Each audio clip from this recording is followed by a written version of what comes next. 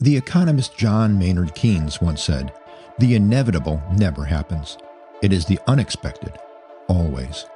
I believe that this observation applies equally to predictions about the inevitable future of warfare.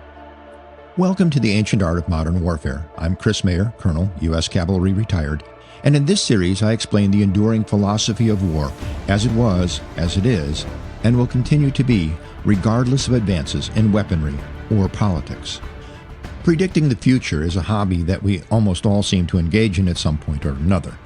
The stock market, Bitcoin, and other investments are all about looking into an analogy of some crystal ball to see that or some other possible futures. Predicting the future of warfare is much the same. For some, it's no different than pure speculation or science fiction. In fact, a lot of science fiction is just that, predicting what war might be like in the future. Personally, I spent much of the 1990s working Army futures. This included developing concepts for Army organizations, doctrine, and weapons for the Army of the 21st century called Army 21, or the Army After Next. I used to tell people that my job was writing science fiction for the Army, and this wasn't too far from the truth. Sometimes I was shown some new technology. It could be a proposed weapon system, or a technology that could possibly become a weapon or integrated into developing weapons and weapon systems. I was asked to describe how that technology might be used in future warfare. It was a lot of fun, and I worked with some great and even brilliant people who included current and retired Army officers, war game authors, and even Hollywood producers. Some of the things I worked on never came to be. Others did and shaped the Army we have today, and I might describe some of those another time. Despite the popularity of predicting the future, it has a rather bad track record. The 20th century was filled with such predictions. This began in 1903 with H.G. Wells's The Land Ironclads, which was almost prescient in describing trench warfare, semi-automatic rifles, and the centerpiece of the story, what we know today as tanks. Although the technical description was inaccurate, although possible, the general drift showed how that technology, which had not been invented yet, could bring a war, which also hadn't happened yet, to an end. Less prescient were military theorists such as Julio Douay and Billy Mitchell, who correctly predicted strategic bombardment, but were completely wrong about its strategic effects. Strategic bombardment would change the face of war, but not warfare itself. Instead, air power would just provide means to restore rapid and decisive ground maneuver while subjecting the civilian population to death and destruction not seen since the 30 Years' War, and equally indecisive. I'm going to jump ahead, however, and talk about the end of the Cold War, the time when I was, as described, writing science fiction for the Army and working in the Advanced Warfighting Working Group. We were told that we were living in what was called a strategic pause. The United States was the only remaining superpower, and we were told that we had at least 20 years before a peer competitor would arise. This would allow us time to restructure our armed forces, to integrate new and often not yet existent technology into new horizontal organizations, and just-in-time logistics to completely change warfighting. Books like Martin van Creveld's The Transformation of War, futurists Alvin Toffler's War and Anti-War, and Andrew Krepevenich's The Military Technical Revolution, A Preliminary Assessment were required reading. The general belief and official defense doctrine was that we were at the threshold of a so-called revolution in military affairs. Now, according to the Encyclopedia Britannica's dictionary, a revolution describes a sudden, extreme, or complete change in the way people live, work, or in our case, fight wars. The revolution in military affairs proposed that the adoption of new and even novel organizations and methods of distributed command and control, enabled by advances in communications, would synergistically exploit new and emerging technologies, which would lead to an irrecoverable change in how wars would be fought.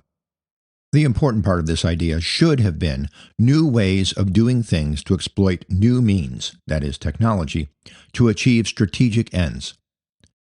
That was not, however, the way things were in the U.S. Army Training and Doctrine Command. I became frustrated that the focus was always on new technology and not on new thinking for doctrine and organization. That, too, is another subject for another podcast episode.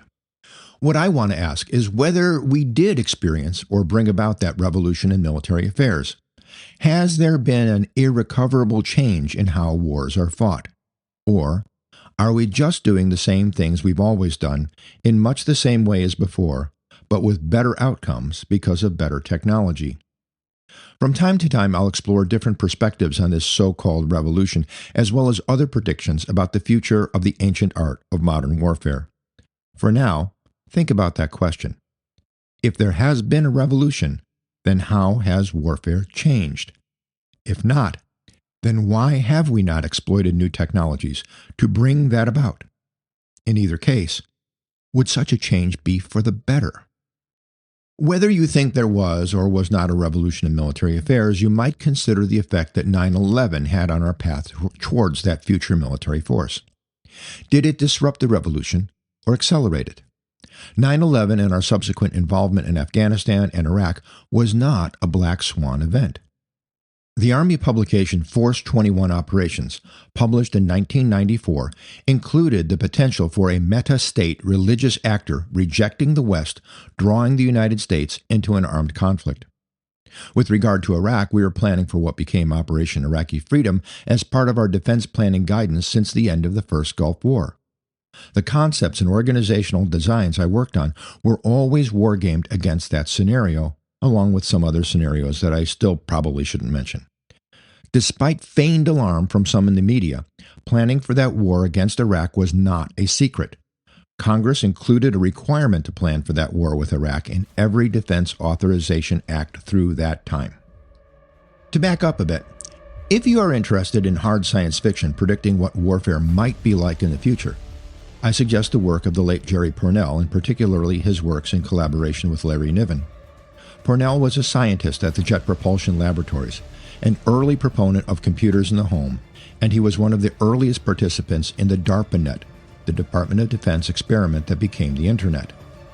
His writings about military operations in the near and distant future were solidly based in military history, sometimes taking historical battles and just placing them in a very believable future.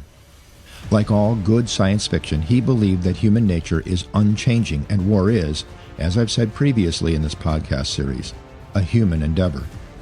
Because of this unchanging human nature, his work, and that of Robert Heinlein, the Grand Master of Science Fiction, can provide excellent lessons in leadership. For that reason, I used to recommend that my officers read 2 books as part of their military professional development.